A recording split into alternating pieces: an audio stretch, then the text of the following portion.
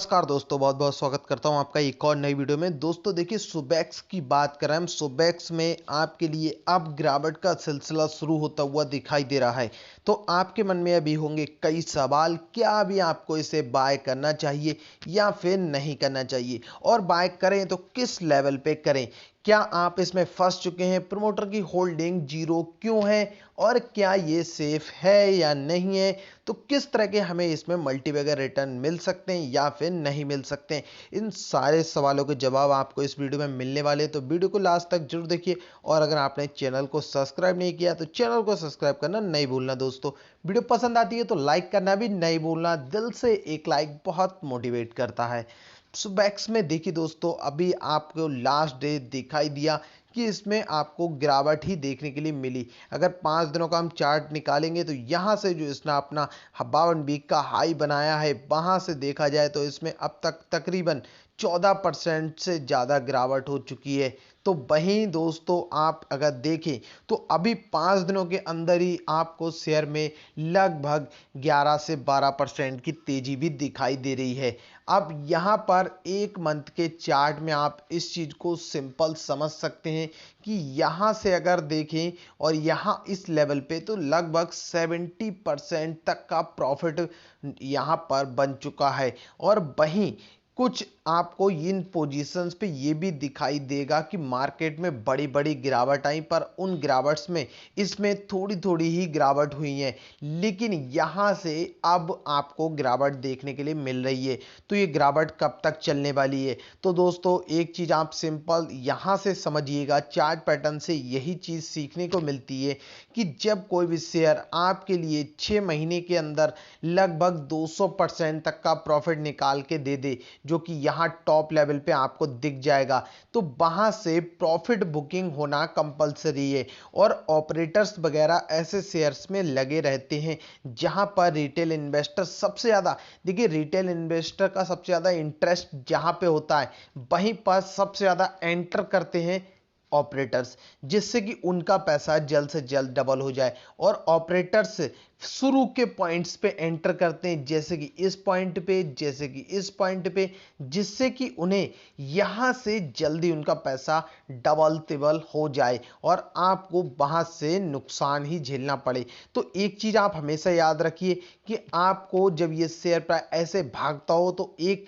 पहले समझ लीजिएगा कहां तक उसके फंडामेंटल्स हैं, किस तरह से कंपनी काम कर रही है, और आपको किस तरह से उसमें इन्वेस्ट करना चाहिए। तो आप अगर इन्वेस्टिंग कर रहे हैं तो शायद आप सेफ रह सकते हैं, बट आप अगर ट्रेडिंग कर सकें तो आप फंस सकते हैं। क्योंकि अगर हम यहाँ जाते हैं तो इसकी हिस्ट्री में आप समझ लीजिए इनकी प्रमोटर की होल्डिंग्स जीरो क्यों है। क्योंकि जैसा कि आपको इसके नाम से पता है, Subex limited is an Indian enterprises software company based in Bangalore, which provides a digital trust product to communication service provider. The company is listed on BSE and NSE in India. तो दोस्तों देखिए, 1992 की company है और ये India की software developing company है, और आईओटी सर्विसेज वगैरह भी प्रोवाइड करते हैं। तो आप जानते हैं इन्हीं चीज़ों का ज़माना है और यही चीज़ों का भविष्य है, जिसमें आपको ये चीज़ें अब देखने के लिए भी मिलना शुरू हो गई हैं, और आने वाले टाइम में यही चीज़ों की आपको तेज़ी देखने मिली। तो सॉफ्टवेयर कंपनी की मांग तो है ही, बिल्कुल ये राइट चॉइस है। और वहीं अब बात करते हैं, देखिए इसका जो नाम है वो आप यहाँ से देख सकते हैं, इसके जो फाउंडर हैं सुभाष और एलेक्स, तो इन्हीं के नाम को मिलाकर के बनाया गया है सुबेक्स। और अब आप यहां पर देख रहे होंगे इनमें से किसी का नाम भी सीईओ की लिस्ट में नहीं है। तो इस समय सीईओ है विनोद कुमार, जो कि कंपनी के साथ में शुरू से जुड़े हुए हैं, और उन्होंने कंपनी के बहुत ही ज़्यादा अप एंड डाउन देखे हैं। तो कंपनी की गिरने की सबसे बड़ी वजह रही वो थी एक्विजिशन। देखिए दूसरी कंपनियों को एक्वायर करना ही इनकी सबसे बड़ी गलती रही, जिस वजह से आज ये यहाँ से यहाँ आ गए। तो यहाँ मैं आपको दिखाता हूँ इनके मैक्सिमम चार्ट में, जहां आपको समझ में आएगा क्या किया है इन्होंने। देखिए एक वक्त ये था जब ये कंपनी भागना शुरू हुई थी, और इसका प्राइस आप देख सकते हैं लगभग 750 रुपये पहुंच गया था। तो आपको वहां से ये शेयर यहां आते हुए दिखाए कि पैसा डूबता हुआ दिखा। 5 रुपए तक इसकी कीमत जा चुकी थी और आज की डेट में फिर भी ये वापस तेजी की तरफ बढ़ रहा है। तो यहां से कंपनी क्यों गिरी? क्योंकि ये बहुत ही ज्यादा फास्टली दूसरी कंपनियों को एक्वायर कर रहे थे और सबसे बड़ी गलती थी वो थी कर्ज लेकर के एक्वायर करना। तो प्रमोटर्स ने अपना शेयर होल्डिंग कभी प्लेज करके, कभी गिरवी रख के, कभी कहीं पे किसी ना किसी तरीके से जुगाड़ तुगाड़ लगा के ये एक्वायर करने पे लगे हुए थे। फिर आपको पता है कि 2008 में कितना बड़ा फाइनेंशियल क्राइसिस आया और वहां से ही इनका पतन शुरू हो गया। तो आप देखें 2007 के बाद से इनके शेयर में गिरावट शुरू हो गई और यहां से 2008 आते आते तो ये शेयर की हालत ही खस्ता हो गई, जहां से इनके पास लगभग कुछ भी नहीं बचा और वहीं से ये बिल्कुल जीरो की तरफ पहुंच गए। इसीलिए प्रमोटर्स होल्डिंग जीरो है, प्रमोटर्स का अब इसमें कोई भी हाथ नहीं है। अब बात आती है विनोद कुमार की। तो विनोद कुमार इस समय इनके सीईओ हैं और लगातार अच्छी परफॉर्म की तरफ ही बढ़ते हुए दिखाई दे रहे हैं। लेकिन कंपनी को देखिए थोड़ा उभरने में, वापस से अपना पोजीशन लेने में टाइम जरूर लगता है और इसीलिए इन्हें और थोड़ा टाइम लग रहा है। लगातार प्रोग्रेस की तरफ बढ़ रहे हैं और यहाँ पर विनोद कुमार का शेयर में अच्छा खासा स्टेक है इनके पास ऑलरेडी। तो ऐसे नहीं कह सकते कि प्रमोटर्स होल्डिंग जीरो, बेशक जिन्होंने इसे फाउंड किया उनकी होल्डिंग नहीं है, लेकिन इस समय जो सीईओ है उनकी होल्डिंग जरूर है और इसीलिए आप कह सकते हैं ये आपके लिए एक पॉजिटिव पॉइंट है।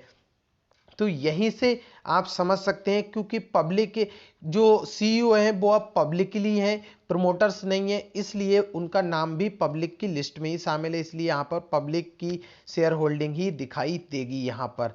तो अभी देखिए इनका रेवेन्यू देखिए आपके लिए थोड़ा कम होते हुए दिखाई दिया।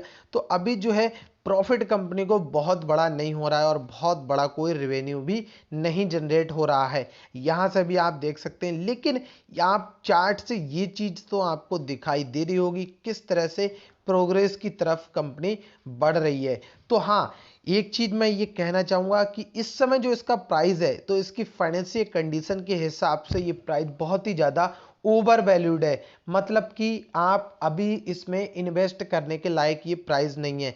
बट अगर फ्यूचर को देख के किया जाए और रियलिटी में जो हम सोच रहे हैं या आप सोच रहे हैं वही होता है, तो आप गिरावट में इसको 40 रुपीज के लेवल पे बाय करके चलिए।